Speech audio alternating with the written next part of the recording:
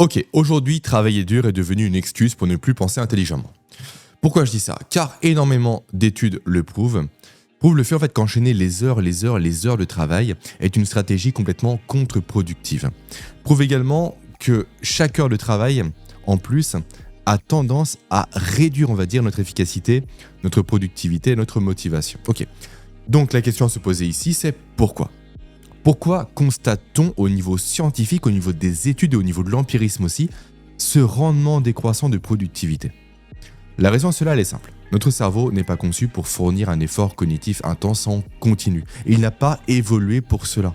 Car un effort cognitif trop long est très coûteux en énergie et induit de surcroît une charge mentale importante qui pousse notre cerveau à ralentir pour ne pas saturer. Preuve en est, une étude a analysé des jugements menés, il me semble, par des tribunaux israéliens.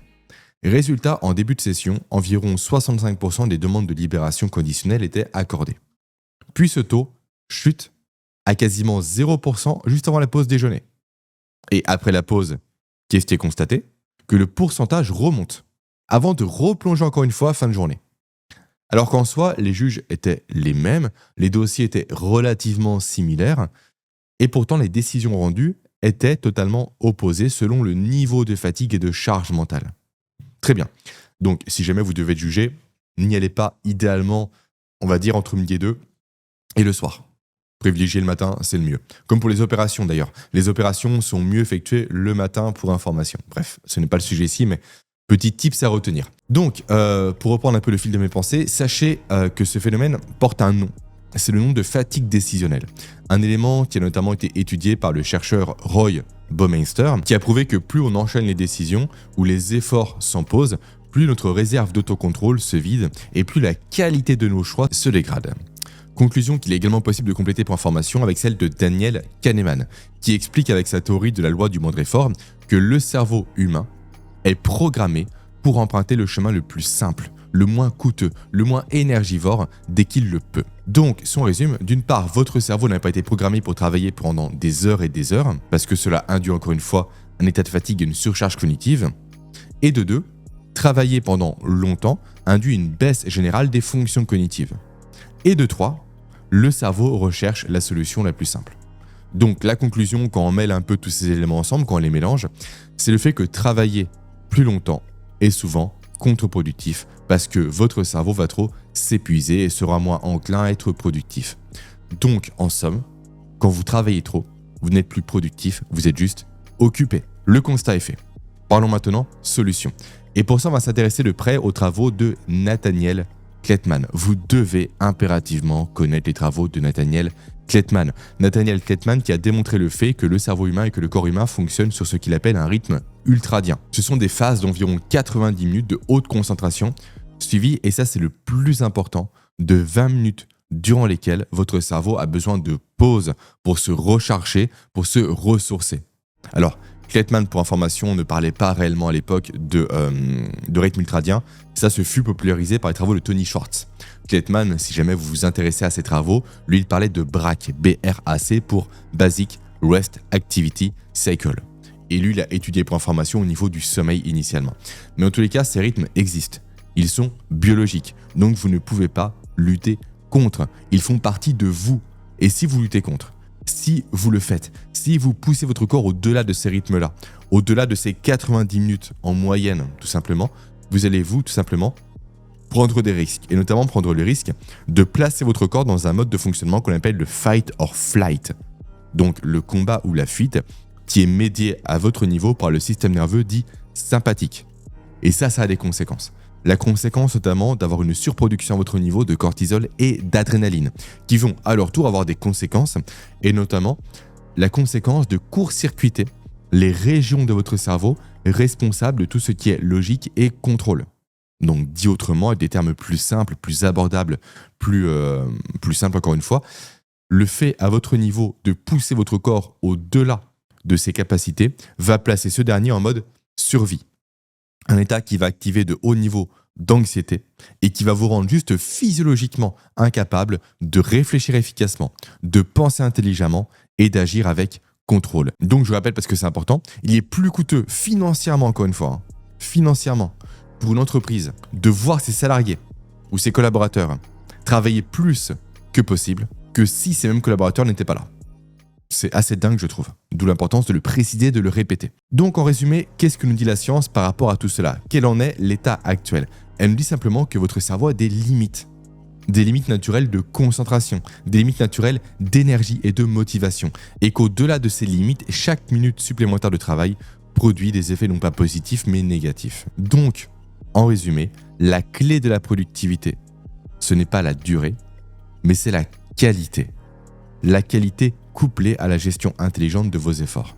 Autrement dit, l'intensité intermittente est largement supérieure à l'intensité continue. Magnifique, mais concrètement, comment est-ce qu'on met ça en place à votre niveau? Eh bien justement, voyons-le grâce à un protocole très simple et surtout scientifiquement, on va dire, validé. Protocole par lequel je vais vous inviter simplement, on va teaser un peu les choses, à alterner volontairement entre des plages de travail focalisées, donc avec motivation, concentration et j'en passe, avec des pauses tout simplement, des phases de récupération, avec pour but final de vous permettre, vous à votre niveau, de faire plus en, je dirais, 4 heures à 6 heures que en 10 heures en temps normal, en travaillant non-stop. Ok, donc on commence par l'étape numéro 1, évidemment, le fait de planifier à votre niveau vos blocs de temps de travail. Pour cela, vous devez identifier une chose impérativement. Cette chose, c'est quoi? Ce sont les temps, les créneaux durant lesquels vos niveaux d'énergie sont au plus haut. Pour information, pour beaucoup de personnes, pour environ 80% de la population, ces moments-là, se trouvent le matin, notamment en début de matinée, entre 9h et 11h. Et après, reviennent généralement un peu moins intensément en milieu d'après-midi. Une fois ces fenêtres identifiées, vous allez programmer votre travail à faire durant ce temps-là, et notamment le travail le plus important. Et vous allez, durant ce laps de temps-là, vous isoler de tous les éléments externes qui pourraient vous perturber. Les tâches, notifications, collègues, appels, mails, peu importe. Tout ça, il faut le couper. Il faut vous créer une bulle cognitive pour accomplir en 1h30, donc le fameux rythme ultradien dont on a parlé précédemment, ce que vous faites habituellement en 2 voire 3 heures. Donc mettez un minuteur, bloquez-vous. En fait, on rentre ici parfaitement dans la logique du deep work, popularisé et conceptualisé par Cal Newport. Super. Après le temps écoulé, arrêtez. Simplement arrêtez. Dès que le minuteur sonne, vous arrêtez. Même si vous êtes au milieu d'une tâche, vous arrêtez. Forcez-vous à couper votre travail pour récupérer, déconnecter à 100%. Et réellement déconnecter encore une fois. N'allez pas sur vos emails, n'allez pas parler à des collègues, allez marcher. Votre cerveau a besoin d'une vraie pause à ce moment-là, d'une vraie coupure neuronale pour baisser directement et efficacement ses niveaux d'intensité, pour restaurer ses ressources, pour augmenter ses ressources, ses réserves de neurotransmetteurs. Et la meilleure stratégie ici, pour accélérer ce processus, c'est de marcher.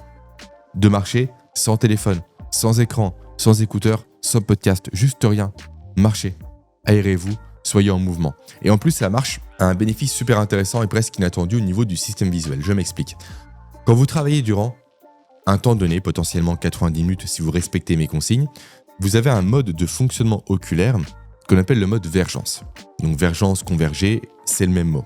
Donc grosso modo, votre regard converge dans une direction qui est très limitée. Vous avez un cône de vision en quelque sorte, ce qui est parfait pour être concentré, notamment pour une production plus accrue de noradrénaline. Par contre, ce mode-là est très taxant au niveau des ressources physiologiques. Que se passe-t-il quand vous allez marcher, notamment sans écran? Vous allez quitter ce mode vergence pour un mode dit magno-cellulaire. Donc on quitte cette logique de voir un point fixe pour une vue beaucoup plus large, beaucoup plus étendue. Donc on élargit son champ de vision.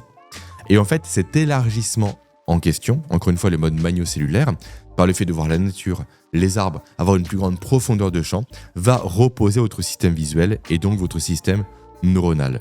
D'où le fait que la marche est certainement l'outil le plus puissant pour décompresser et pour recharger son cerveau. Ok. Après étape numéro 3, le fait d'adapter l'architecture de votre journée à vos cycles cognitifs. Je m'explique. Vous devez à tout prix repenser votre emploi du temps sur 24 heures et non pas uniquement sur le temps de travail habituel, afin d'aligner toutes vos tâches, vos rendez-vous, votre sport et j'en passe, aux fluctuations naturelles de votre rythme biologique personnel. Autrement dit, vous devez adapter, je le répète, vos tâches votre repos, la complexité de votre travail, vos rendez-vous médicaux, tout ça en fonction de votre corps. Ce n'est pas l'agenda qui dicte à votre corps ce qu'il doit faire, c'est votre corps qui dicte à l'agenda quand faire quoi. Et donc vous, simplement en appliquant ces 3 conseils, encore une fois, c'est simple, c'est facile à mettre en place, et dès ce soir ça peut être mis en place à votre niveau, eh bien vous verrez directement un changement radical. Vous allez littéralement, j'en suis sûr à 100%, accomplir plus, j'en suis certain, en moins de 6 heures que ce que vous peinez à faire aujourd'hui en plus de 10 heures à cause de ce travail continu qui vous freine.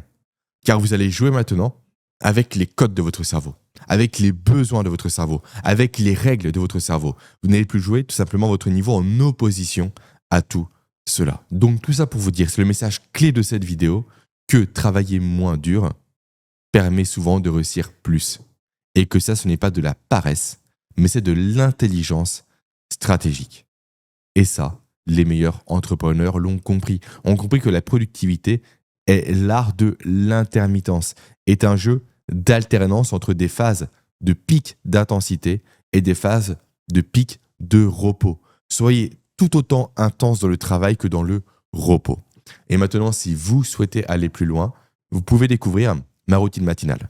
Autrement dit, les actions que je fais chaque matin pour avoir plus d'énergie, pour me lever plus tôt et plus facilement, et pour littéralement accomplir tout mon travail de la journée avant midi. Et ça, grâce notamment aux dernières découvertes en neurosciences. Et le mieux, c'est que cet atelier en question, donc dans lequel je présente ma routine matinale, est 100% gratuit. L'atelier dure 15 minutes, je l'ai pensé comme étant une formation offerte, et le lien pour accéder à ce contenu directement se trouve en description. Merci de m'avoir écouté.